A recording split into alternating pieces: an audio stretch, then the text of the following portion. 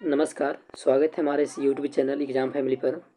आज हम लोग देखने वाले हैं बिहार बोर्ड क्लास 10वीं के हिंदी गद्य खंड चैप्टर 11 का ऑब्जेक्टिव, जिसका नाम है नौबत खाने में इबादत। इसके लेखक है यतीन्द्र मिश्र। यह एक प्रकार का व्यक्ति चित्र है। चलिए तो शुरू करते हैं।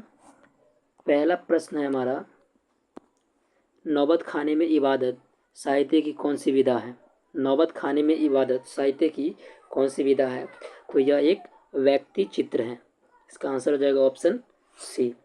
दूसरा प्रश्न है हमारा, बिस्मिल्लाह खां के साथ किस मुस्लिम पर्व का नाम जुड़ा हुआ है? बिस्मिल्लाह खां के साथ किस मुस्लिम पर्व का नाम जुड़ा हुआ है? तो इसका आंसर हो जाएगा मुहर्रम, ऑप्शन डी।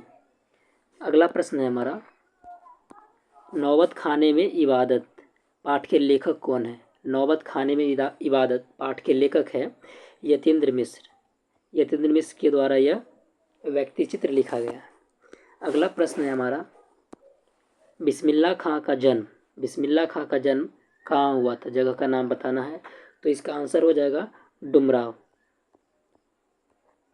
डुमराव में बिस्मिल्लाह खां का जन्म हुआ था। अगला प्रश्न है हमारा, यतीन्द्र मिश्र का जन्म कब हुआ था? तो यतीन्द्र मिश्र का जन्म हुआ था 1977 ईस्वी में। इसका आंसर हो जाएगा ऑप्शन ए। अगला प्रश्न है हमारा, यतीन्द्र मिश्र का जन्म, यहाँ जन्म होगा, किस प्रदेश में हुआ था? यतीन्द्र मिश्र का जन्म किस प्रदेश में हुआ था? तो इनका जन्म हुआ था उत्तर प्रदेश के अयोध्या में। उत्तर प्रदेश के अयोध्या में यतीन्द्र मिश्र का जन्म हुआ था। अगला प्रश्न देखते हैं, यतीन्द्र मिश्र रचनाकार के रूप में मूलतः क्या थे? यतीन्द्र मिश्र रचनाकार के रूप में मूलतः एक कवि थे। इसका आंसर हो जाएगा ऑप्शन ए, कवि। अगला प्रश्न है, यतीन्द्र मिश्र के अब तक कितने काव्य संग्रह प्रकाशित हो चुके हैं? यतीन्द्र मिश्र के अब तक कितने काव्य संग्रह प्रकाशित हो चुके हैं? तो इसका आंसर हो जाएगा ऑप्शन बी, 3 इनके अभी तक काव्य संग्रह प्रकाशित हो चुके हैं। अगला प्रश्न है हमारा, यतीन्द्र मिश्र ने गायिका गिरिजा देवी के जीवन और संगीत साधना पर एक कौन सी पुस्तक लिखी है? यतीन्द्र मिश्र गायिका गिरिजा देवी के जीवन और संगीत साधना पर एक कौन सी पुस्तक लिखे हैं? उसका क्या नाम है? तो उसका आंसर हो जाएगा गिरिजा नाम के लिखे हैं एक पुस्तक। इसका आंसर हो जाएगा ऑप्शन ए। अगला प्रश्न देखते हैं। अब अगला प्रश्न है, यतीन्द्र मिश्र बिमला देवी फाउंडेशन का संचालन कब से कर रहे हैं? यतीन्द्र मिश्र बिमला देवी फाउंडेशन का संचालन कब से कर रहे हैं? तो इसका आंसर हो जाएगा 1999 से कर रहे हैं। इसका आंसर होगा ऑप्शन बी। अगला प्रश्न देखते हैं। अगला प्रश्न है, यतीन्द्र मिश्र ने कहाँ से हिंदी भाषा और साहित्य में एमए किया है? यतीन्द्र मिश्र कहाँ से हिंदी भाषा और साहित्य में एमए की है? तो इसका आंसर हो जाएगा लखनऊ। क्योंकि ये यूपी के रहने वाले हैं तो वहीं से लखनऊ से किए हैं हिंदी भाषा में एमए। अगला प्रश्न देखते हैं। अगला प्रश्न है, बिस्मिल्लाह खां किस चीज़ के लिए प्रसिद्ध थे? किस चीज़ के लिए प्रसिद्ध थे? तो बिस्मिल्लाह खां को शहनाई वादक कहा जाता है। इसका आंसर हो जाएगा ऑप्शन डी। अगला प्रश्न देखते हैं। अगला प्रश्न है हमारा, नौबत खाने में इबादत किस विधा में रचित है? नौबत खाने में इबादत किस विधा में रचित है? तो इसका आंसर मैंने आपको पहले भी बताया था। इसका आंसर हो जाएगा व्यक्ति चित्र, ऑप्शन डी हो जाएगा। अगला प्रश्न देखते हैं। अगला प्रश्न है हमारा, बालाजी मंदिर काशी में किस घाट पर अवस्थित है? बालाजी मंदिर काशी में किस घाट पर अवस्थित है? तो इसका आंसर हो जाएगा पंचगंगा घाट पर।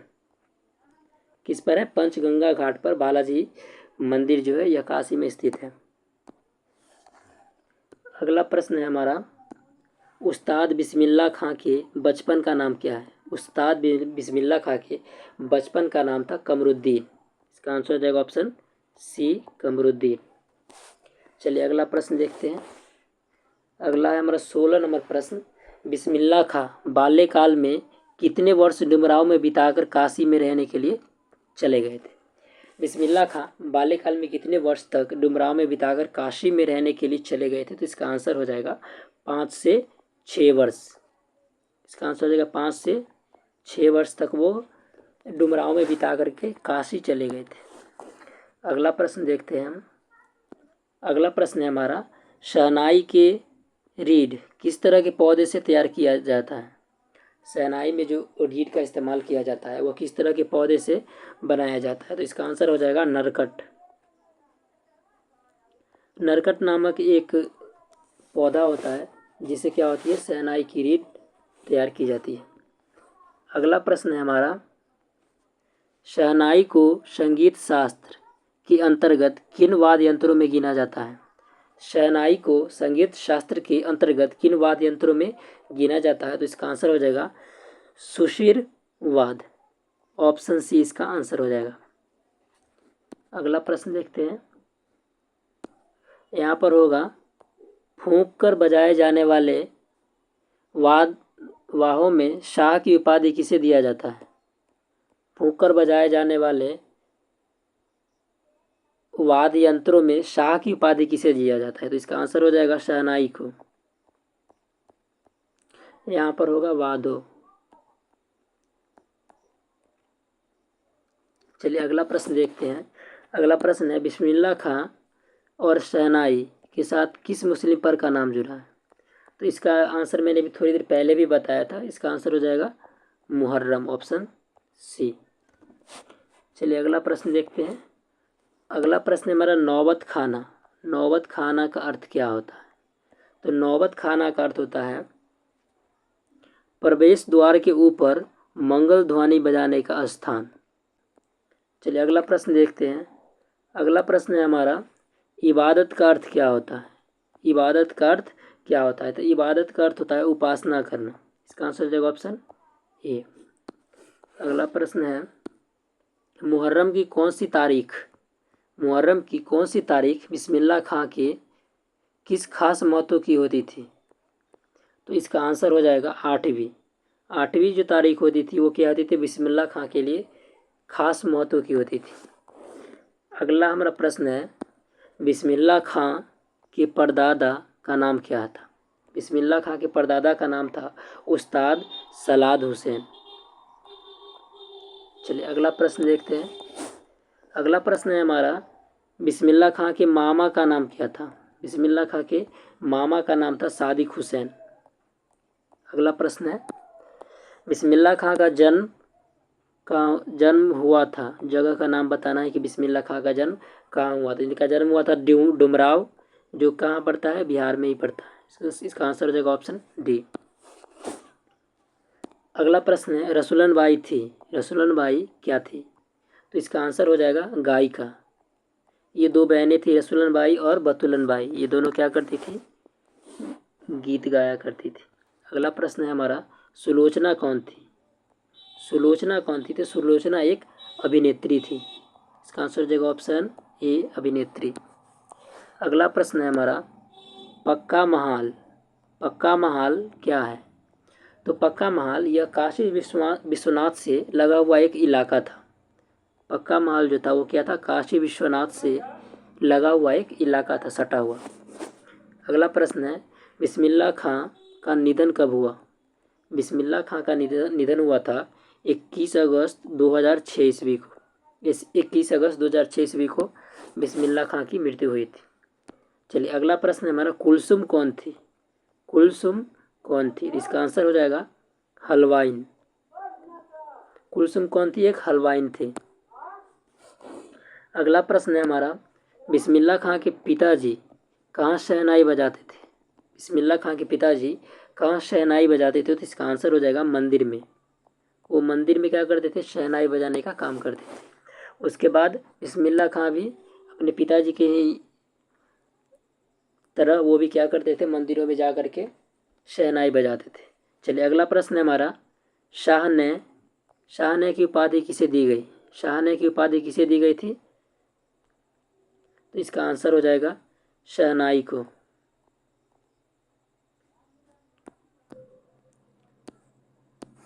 अगला प्रश्न है हमारा, बिस्मिल्लाह खां के बड़े भाई का क्या नाम था? बिस्मिल्लाह खां के बड़े भाई का क्या नाम था?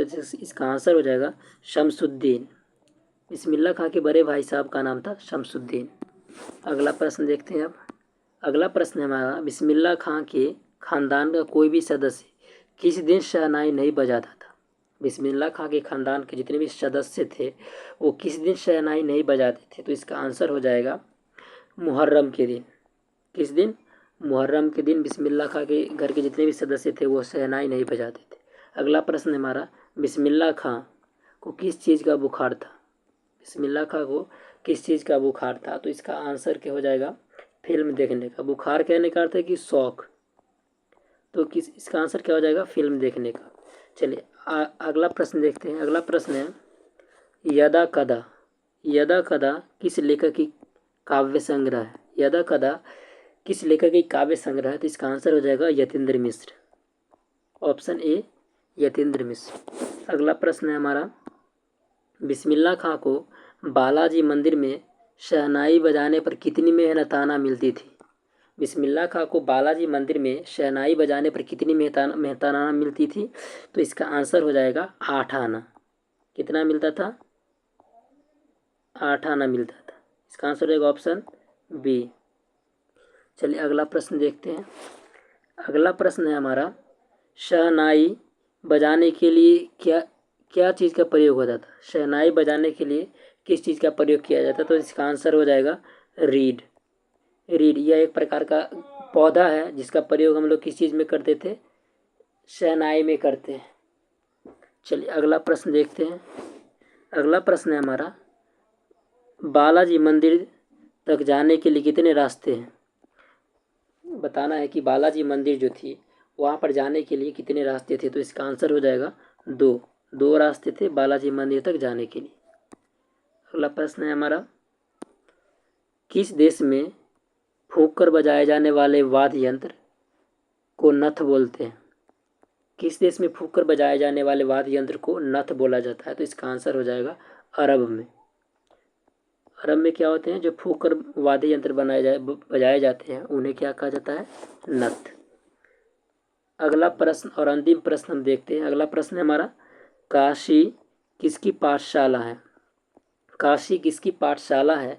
तो इसका आंसर हो जाएगा संस्कृति की। काशी क्या है? संस्कृति की पाठशाला है। तो इसका आंसर हो जाएगा ऑप्शन बी।